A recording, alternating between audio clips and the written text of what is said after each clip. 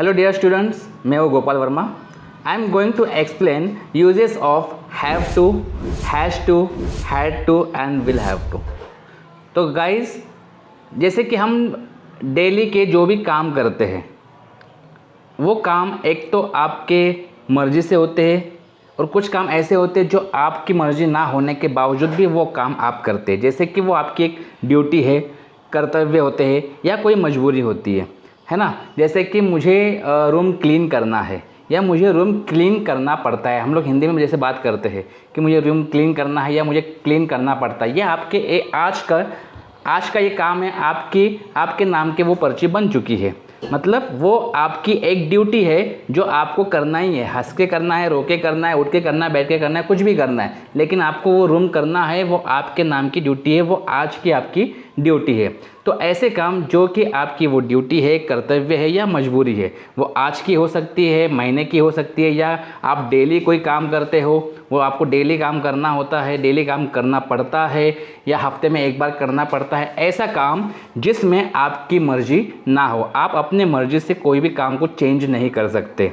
तो कोई भी चीज़ जो कि मैंडेटरी हो, ऑब्लिगेटरी हो, उस सेंटेंस में हमें हैव टू का इस्तेमाल करना है ना। जैसे कि जहाँ पर आपकी मर्जी ना चले, जहाँ पे आपकी मर्जी ना चले, एक प्रकार से आप कह सकते हैं, बाध्यता कह सकते हैं।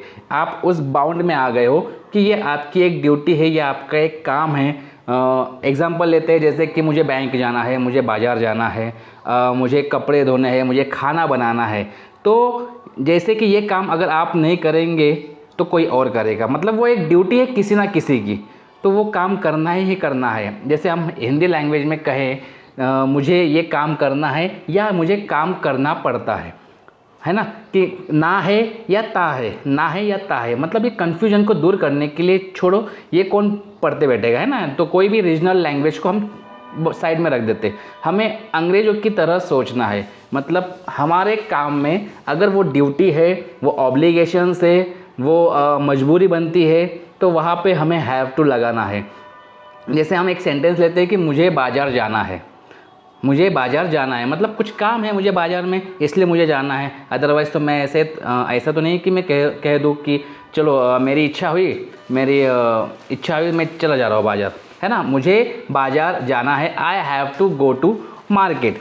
जहाँ पे जिस काम में आपकी मर्ज़ी होती है, आप उस काम को अपने मर्ज़ी से चेंज कर सकते हो, उसे हम डिज़ायर करते हैं, उसे हम डिज़ायर कहते हैं। तो जहाँ पे डिज़ायर है वहाँ पे हमें हैव टू का इस्तेमाल नहीं करना है, और जहाँ पे हमें ड्यूटी और ऑब्लिगेशन दिखाई देती है वहाँ पे हमें हैव टू का इस्तेमाल करना है, हैज़ टू का इस्तेमाल करना है ना। जैसे कि मुझे अपने पापा से बात करनी पड़ेगी, मुझे बाज़ार जाना पड़ा, मुझे भोपाल जाना पड़ा, मुझे मुंबई जाना पड़ा, मुझे खाना पकाना पड़ा, या मुझे खाना बनाना है, मुझे कपड़े धोने हैं, मुझे रूम क्लीन करना है, मुझे बैंक जाना है, मुझे कुछ भी काम हो जहाँ पे आपकी ड्यूटी है, ऑब्लिगेशन से मजबूरी है, वहाँ पे आपको हैव टू का इस्तेमाल करना ही करना है ना। कुछ हम लोग सेंटेंस लेते हैं, मुझे बाज़ार जाना है, I have to go to market. मुझे यूनिफॉर्म पहननी है, मतलब वो यूनिफॉर्म ऐसे कि मैं अगर कई कंपनी में काम कर रहा हूँ तो मुझे कंपनी की यूनिफॉर्म पहननी है,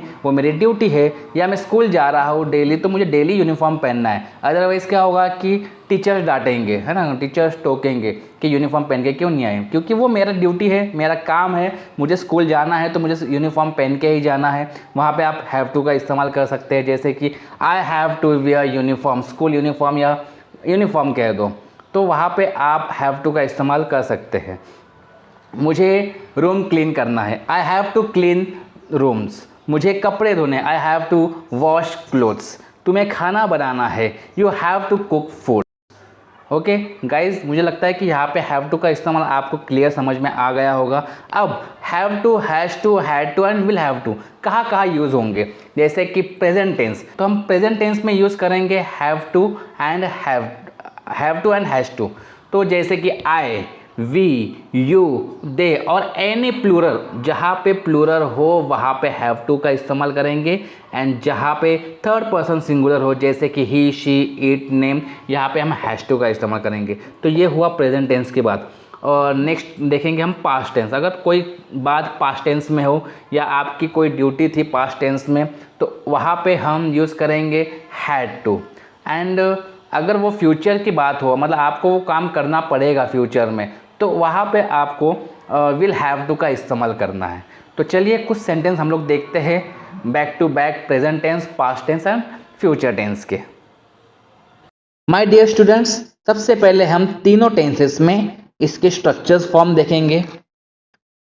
प्रेजेंट टेंस का स्ट्रक्चर होता है subject plus have to, has to, plus verb की बेस फॉर्म यानी कि first form, plus object.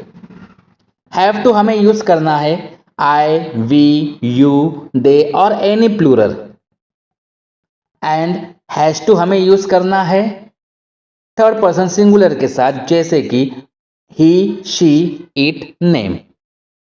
Past tense में स्ट्रक्चर यूज होगा subject plus had to plus verb की बेस फॉर्म प्लस ऑब्जेक्ट।